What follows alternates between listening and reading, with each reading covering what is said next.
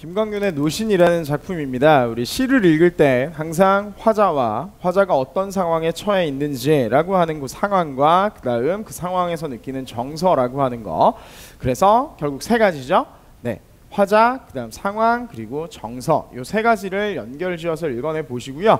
그다음 작품의 제목이 노신이기 때문에 이 작품에서 노신이 갖는 의의가 뭘까라는 것까지 네 가지를 정리해 보시면 해석이 되는 작품입니다.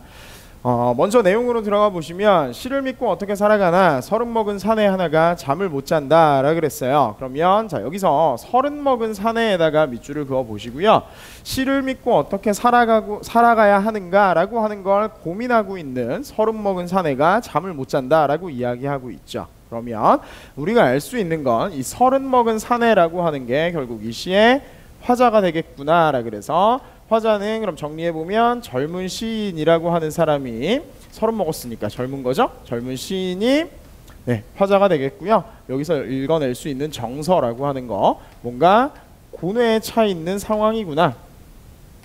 네, 정서와 상황이죠. 그래서 이 세 가지를 다 정리를 해볼 수가 있겠죠. 그래서 1년에 1, 2행까지만 정확하게 읽어내더라도 화자는 젊은 시인이고 이 시인이 시를 믿고 어떻게 살아가야 되는가 라고 하는 것 때문에 이런 상황 때문에 고뇌하고 있다까지를 연결 지어 볼 수가 있고요.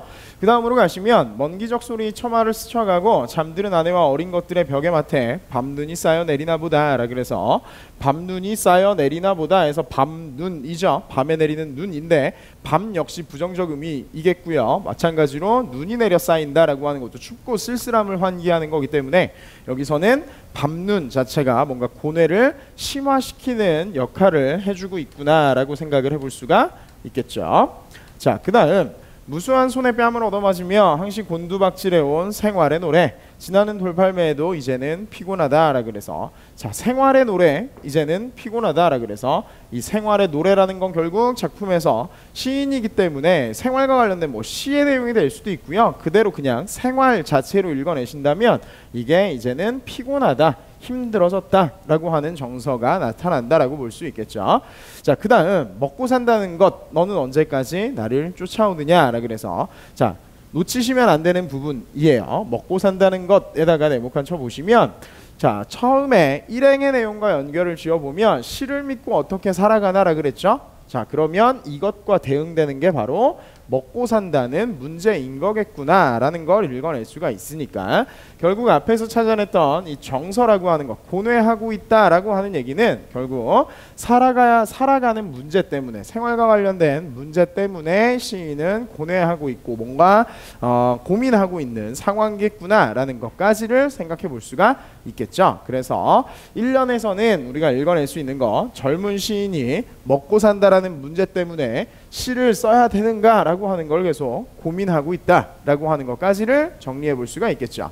자, 그 다음에 2연으로 넘어가 보시면 등불을 켜고 일어나 앉는다 라 그랬고요. 담배를 피워 문다 라 그래서 자 등불을 켜고 일어나 앉는다 인 거니까 잠을 자지 못하고 있는 상황에 그 밤에 등불을 켜고 일어나 앉는 거고요. 역시 담배를 피워 문다 라고 하는 것도 자 2연의 일행 2행도 역시 고뇌와 관련이 있는 이야기겠고요.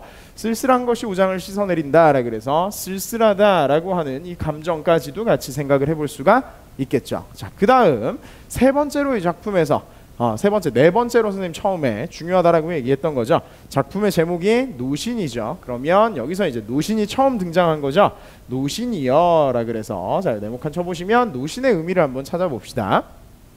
이런 밤이면 그대가 생각난다 라 그래서 자 이런 밤은 어떤 밤이에요? 이런 밤 고뇌하고 있는 밤이죠. 이런 밤이면 그대가 생각난다 라 그래서 자 노신을 생각하고 있는 거구나 라는 걸 정리해 보시고요.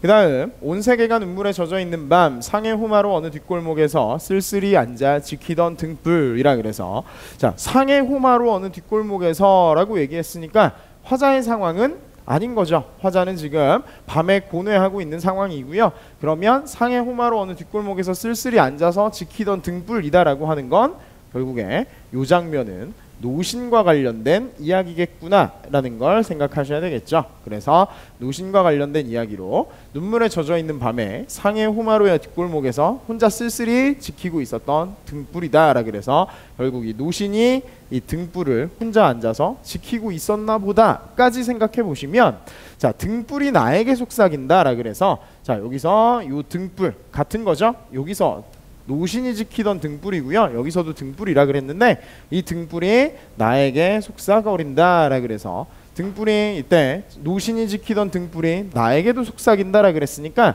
결국에 정리해 볼 수 있는 건, 다시, 자, 등불이라고 하는 건 노신과도 관련이 있고요. 그 다음에 나에게 속삭거린다 라 그랬으니까 나와도 관련이 있는 거다 라고 하죠. 그 다음 여기 하나의 상심한 사람이 있다 라 그래서, 자, 여기서도 눈물 젖어 흐르는 밤에 쓸쓸히 앉아 지켰으니까 뭔가 상심과 어울리는 연결되는 정서들이 나타나는 거죠. 그래서 우리가 확인해 볼 수 있는 건 결국에 이 시인은 지금 고뇌하는 상황에서 노신을 떠올렸고요. 노신이 바라보던 등불을 바라보면서 이 등불이 나에게도 말을 건다라 그래서 결국에 노신과 나의 상황이라고 하는 게 뭔가 동일시되어 가고 있구나 까지 정리해 볼 수가 있겠죠. 상황도 마찬가지고요. 그 다음 노신과 나라고 하는 인물도 마찬가지고요. 동일시되고 있다. 하나로 묶일 수 있는 존재가 될 수 있다라고 생각을 해 보시고요. 그 다음 여기 하나의 상심한 사람이 있다. 여기 하나의 굳세게 살아온 인생이 있다라 그래서, 자, 상심한 사람과 그 다음 굳세게 살아온 인생이라고 하는 건 그럼 결국 여기서 동일시된다라고 했으니까 노신과 나의 특징이겠구나 라는 것까지를 연결해 볼 수가 있겠죠. 그래서 결국에 다시 한번 정리해 보시면 1년에서 화자는 지금 먹고 사는 문제 때문에 고뇌하고 있었던, 고뇌에 차 있는 그 상황이었고요. 그래서 2연으로 넘어와서 고뇌에 차 있는 상황에서 노신을 생각하면서 노신이 바라보던 그 등불이 나에게 말을 거는 것 같다라 그래서 결국에 노신도 고뇌하던 사람이고요. 나도 고뇌하던 사람이고 우리 둘이 바라보는 그 등불이라고 얘기했으니까 그 등불을 통해서 노신과 내가 하나로 묶이고 있다라고 하는 것들을 읽어내 볼 수가 있는 작품입니다.